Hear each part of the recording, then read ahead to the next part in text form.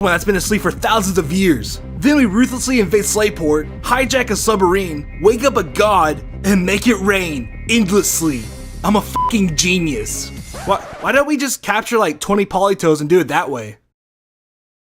Well, that was easy.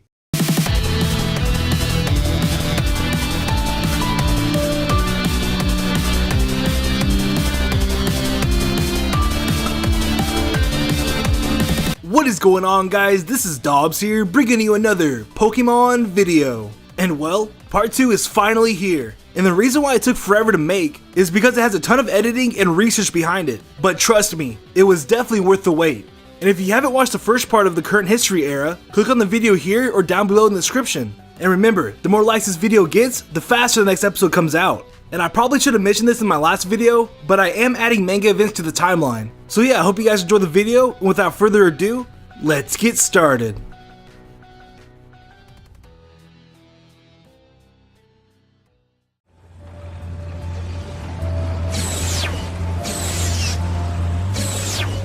Is this the end? How could this be? I have this Squirtle, you'll see. I'll become the best Pokemon trainer in the whole world. I've seen such a weak trainer before. Oh, I'm way too strong. I stand right here at the top of the Pokemon League.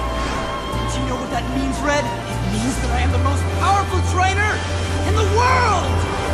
Ah!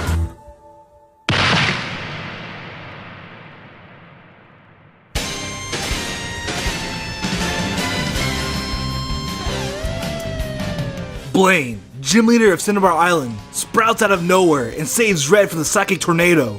Red not knowing why he's here, Blaine explains that he's part of the reason why this terrifying monster exists in this unfair world.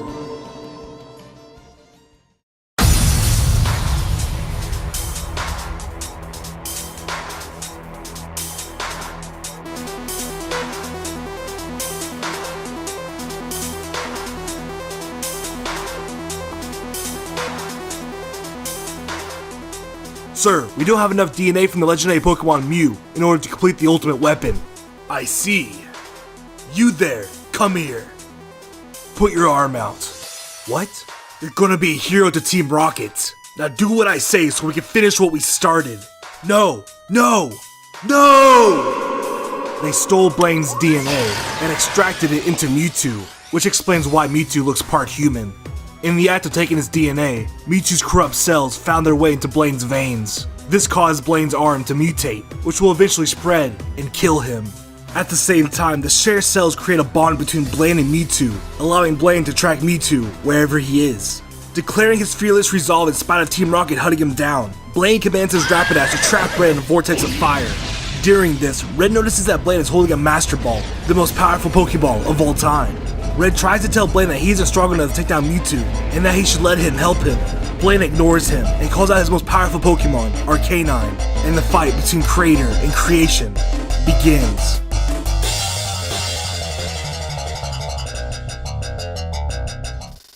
Immediately, Blaine commands Arcanine to use a powerful Fire Blast. Mewtwo sees it coming, and easily reflects it with Protect. It fires back with a powerful psychic attack. Knowing that Arcanine is in trouble, Blaine calls out all of his Electroids and throws them in the air above Mewtwo, and orders them all to explode. Mewtwo reads the call, and uses Teleport at the last second, and retaliates with his most powerful attack, Side Strike. Red, knowing that Blaine wouldn't survive this, he calls out his Blastoise to extinguish the fire with Rapid Spin. Reacting quickly, he summons his most powerful Pokemon, Snorlax, to take the Side Strike head on. Blaine partially injured, Red orders his Pikachu to take the Master Ball and to prepare for battle. Blaine, with almost no life in him, tells Red that Mewtwo is the ultimate weapon, and not even a Master Ball could get near him. To Blaine's surprise, Red calls out all of his Pokemon and orders them all to charge Mewtwo. Without hesitation, Mewtwo summons another Psychic Tornado to blow them all away. Suddenly, shocking Mewtwo, Red is in the air above him on its Aerodactyl and commands Pikachu to drop down and throw the Master Ball. Not having time to react, Mewtwo prepares for the Master Ball. It wiggles once. It violently shakes twice. A third time. Mewtwo has been captured. After finally catching the legendary monster and completing his Pokédex, Red hands the Master Ball to Blaine and makes his way to Mount Silver for intense training.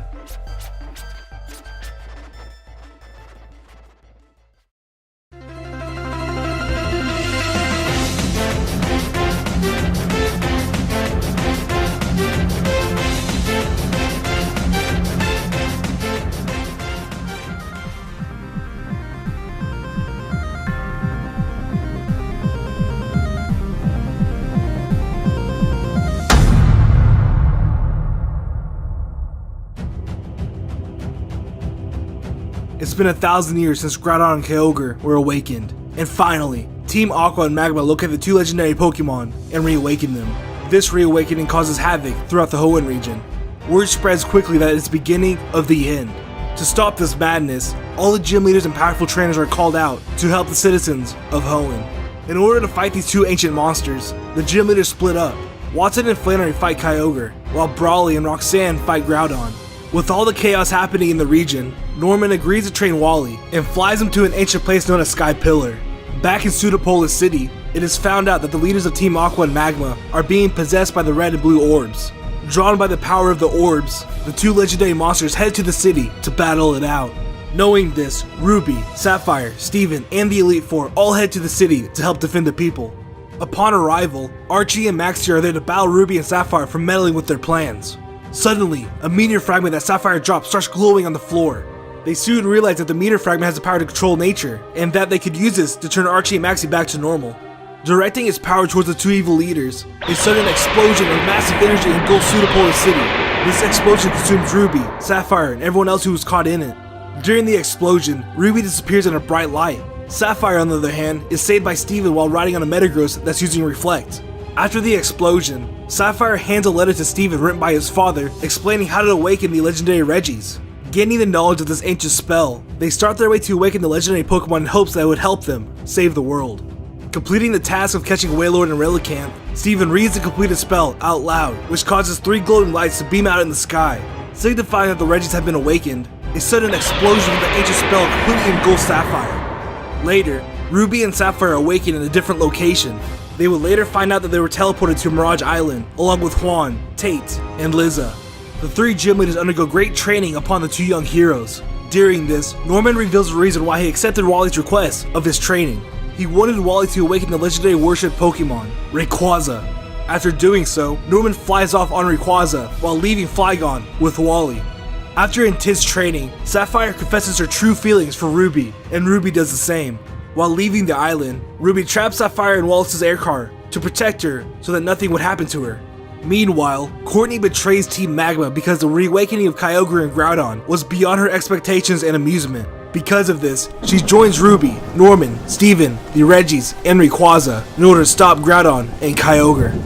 The fight takes place for hours, and in this process, Norman, Courtney, and Steven all die from different causes. Eventually, the 2 beasts were calmed down and were commanded to go back into slumber. Ruby, surprising everyone, calls out his Celebi that he captured back in Johto and asks it to revive the 3 trainers who perished. The blue and red orbs are then transformed into gems and shot out in the sky, symbolizing the war was over.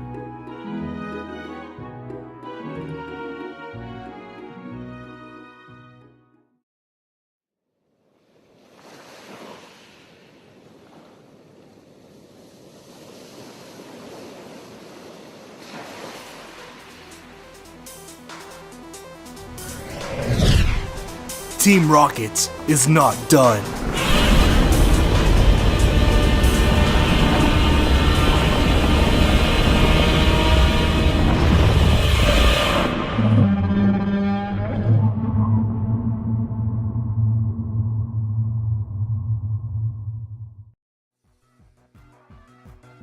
And there you go. I hope you guys enjoyed the video. Be sure to leave a like if you did. I appreciate it a ton. And remember, the more likes this video gets, the faster the next episode comes out. And also, if you're enjoying the channel, be sure to subscribe. And if you want to follow me on Twitter for fan interactions, video updates, and other cool stuff, follow me at Ethan Dobbs. And for the question of the day, who do you think will win between Mewtwo and Deoxys? Be sure to let me know down below in the comments. I can't wait to see what you guys have in mind. And I'll see y'all next time. See ya.